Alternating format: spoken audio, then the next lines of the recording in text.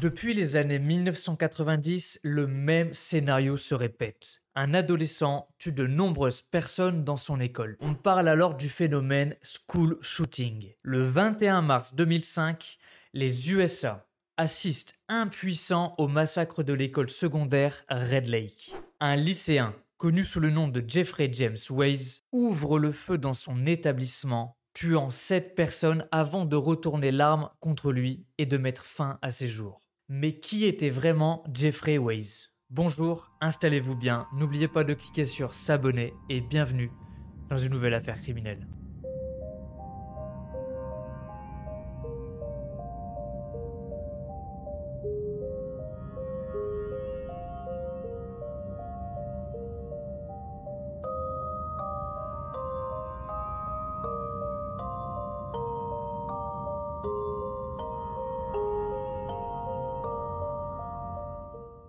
En 1988, Joan Weiss et Daryl Lucier Jr. donnent naissance à un garçon, Jeffrey Weiss.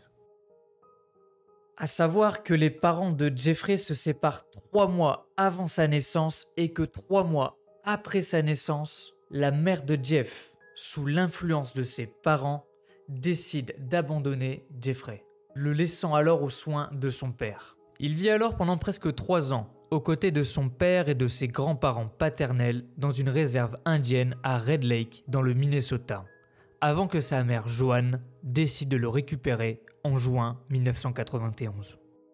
Il est emmené dans la région de Minneapolis, à Saint Paul.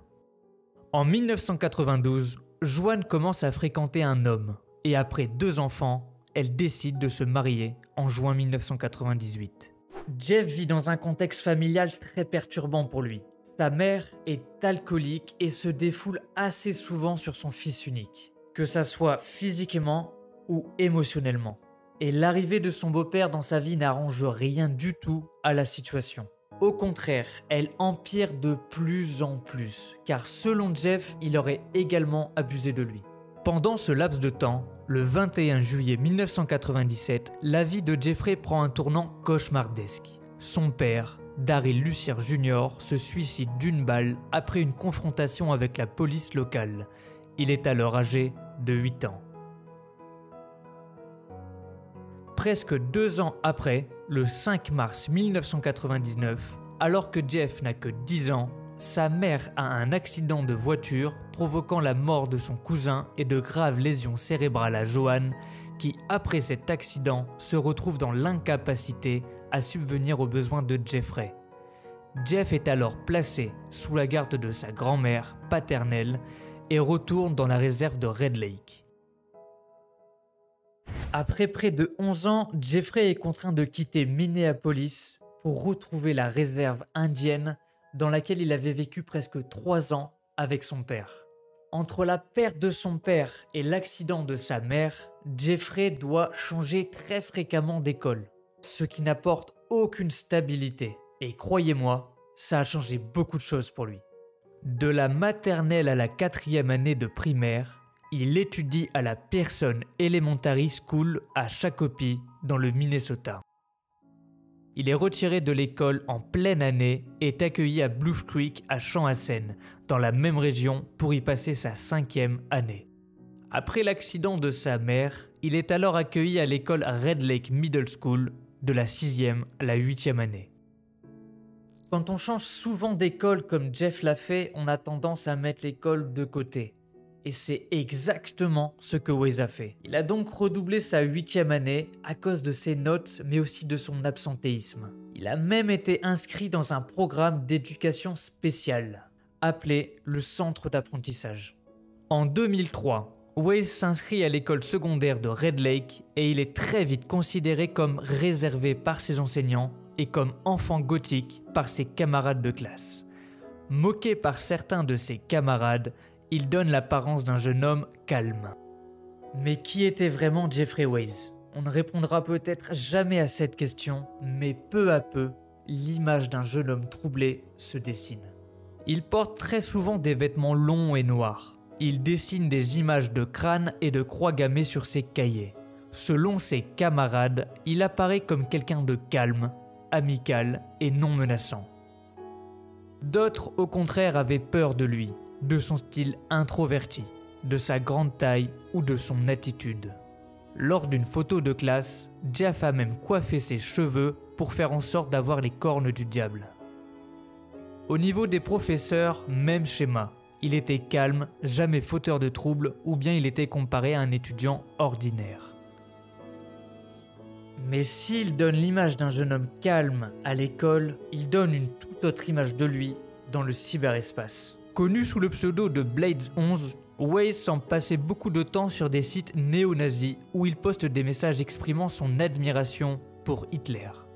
Il s'identifie comme un Amérindien de la réserve de Red Lake qui critique le mixage interracial et ses camarades indiens qui écoutent de la musique rap. Il dira « Nous avons des enfants de mon âge qui s'entretuent pour des choses aussi simples qu'une bagarre. Et c'est à cause de l'influence du rap. » Il se fera même appeler Todenzengel, l'ange de la mort en allemand. Mais outre son intérêt pour l'histoire de l'Allemagne nazie, il dévoile aussi en lui une passion pour l'écriture, les histoires d'horreur et les films de zombies. Il se présente même sur des sites comme écrivain amateur et a le projet de déménager hors des États-Unis.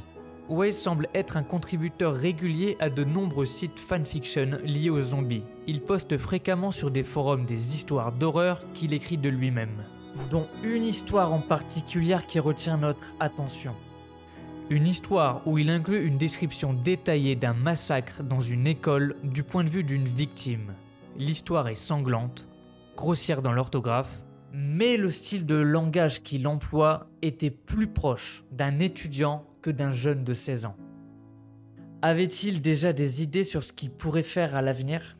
Il fréquente aussi des sites où les utilisateurs sont encouragés à publier des articles sur la musique, le meurtre ou encore le suicide. Selon ses amis et sa famille, il était aussi fan de la musique horrorcore et de Mars, intitulée « Certaines filles méritent de mourir ». Waze a créé et posté des animations violentes sur internet, plus précisément sur le site Newgrounds, une animation intitulée « Target Practice », qui représente un individu qui tire sur 3 personnes avec un fusil d'assaut.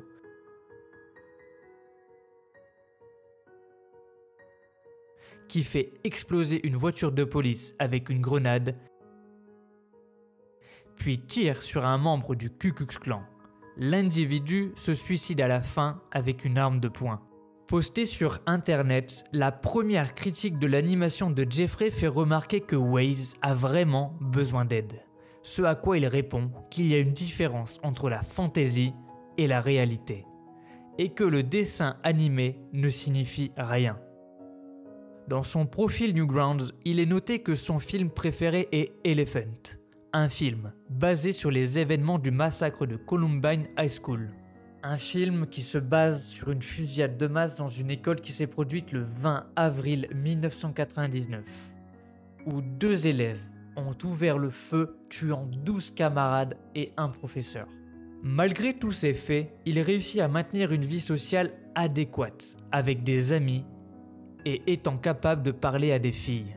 Mais frustré de vivre à Red Lake, qu'il décrit comme un endroit où les gens choisissent l'alcool plutôt que l'amitié, où les femmes négligent leur propre chair et sang pour les relations avec les hommes, où il ne pouvait pas échapper à, je cite, « la tombe que je creuse continuellement pour moi-même ».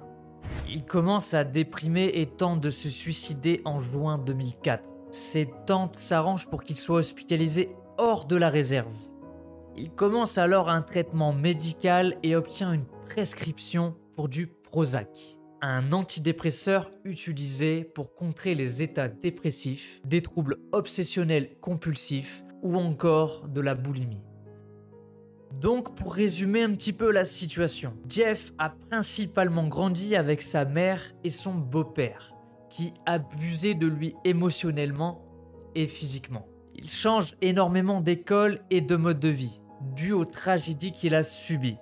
Entre la perte de son père et l'accident de sa mère, il n'arrive pas du tout à être bien dans sa peau. Son déménagement à Red Lake a été particulièrement difficile. En plus de ça, on se moque de lui à l'école et il a des résultats très moyens. Il s'isole donc sur internet, se déconnecte de la réalité et commence à développer des pensées vraiment macabres.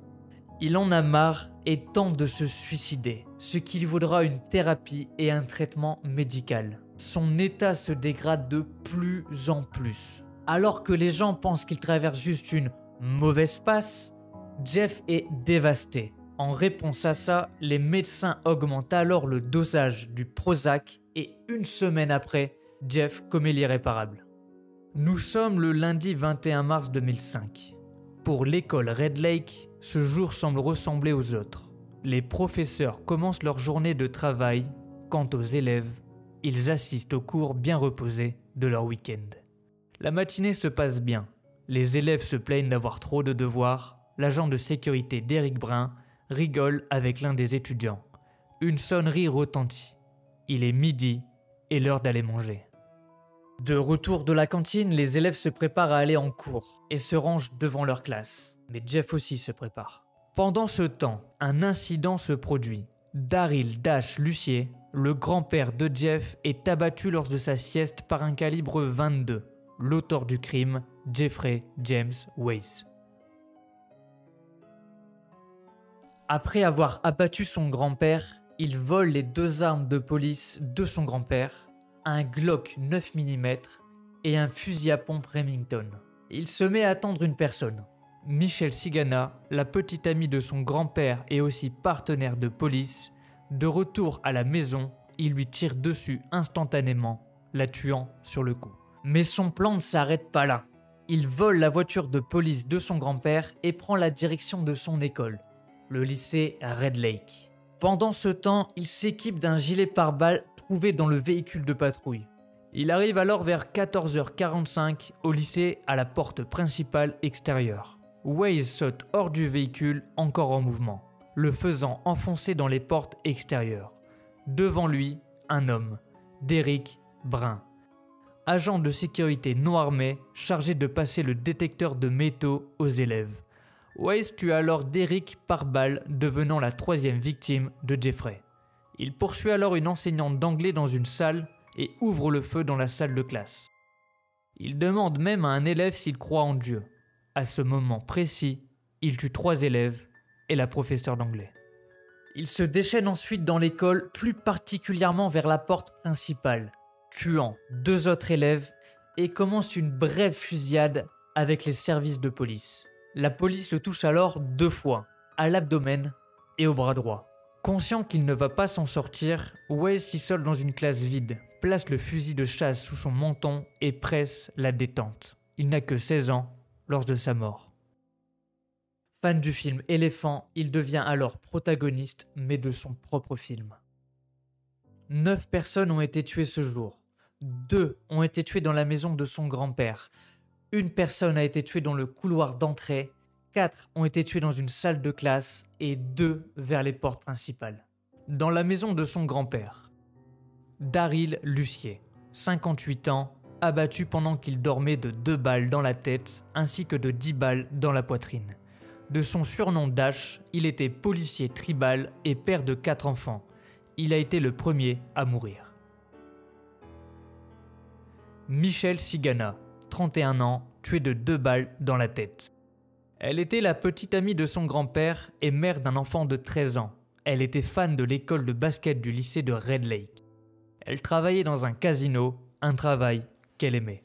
Dans le couloir de Red Lake, Derek Brun, 28 ans, agent de sécurité tué dans le couloir de l'entrée. Il avait perdu sa fille quelques années avant la fusillade et était divorcé. Dans la salle de classe d'anglais, Alicia White, 15 ans, élève de l'école Red Lake, tuée en pleine classe d'anglais.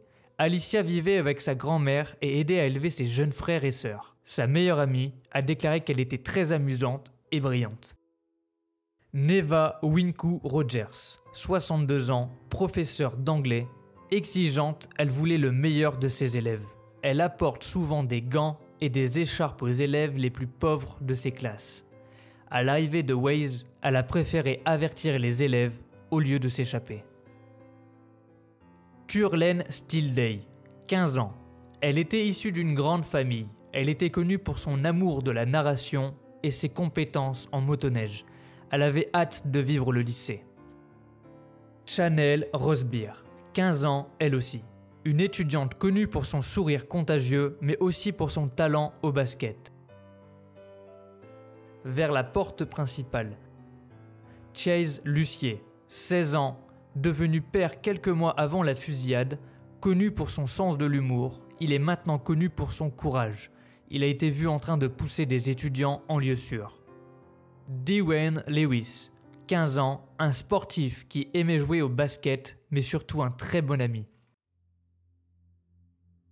Ce lundi 21 mars 2005, Jeff a fait 9 victimes, dont 5 blessés. Cette tragédie et ce massacre a fait relever des questions, notamment sur le médicament qu'il prenait, ainsi que son dosage, le Prozac. Les proches de Weiss savaient qu'il avait un problème de dépression, et sa tentative de suicide la confirmait. Ils ont donc réagi en conséquence et l'ont rapproché vers des spécialistes, qui lui ont prescrit 40 mg de Prozac par jour, en association avec de la psychothérapie.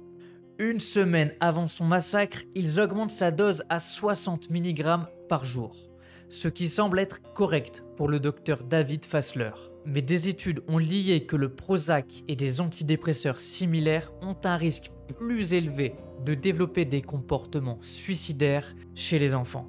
Et c'est pour ça qu'en octobre 2005, la Food and Drug Administration, en gros, c'est ceux qui s'occupent de la commercialisation des médicaments sur le territoire américain, a révisé l'emballage des médicaments afin d'avertir les professionnels de santé qu'ils devraient surveiller de près les jeunes patients lorsque l'antidépresseur est prescrit ou que le dosage soit augmenté. Une déconnexion s'est faite pour Jeff, mais où s'est-elle faite? Dès son enfance ou lors de son adolescence? En tout cas, il a appelé à l'aide. Mais y a-t-il quelqu'un qui soit venu l'aider? Et voilà, c'est la fin de cet épisode d'Affaires criminelles. Si ça vous a plu, n'hésitez pas à vous abonner. Je sors une vidéo tous les vendredis soirs. N'oubliez pas le petit like. Et dites-moi ce que vous en avez pensé dans l'espace commentaire. En tout cas, c'est tout pour moi. Je vous retrouve vendredi prochain pour une nouvelle histoire. Ciao!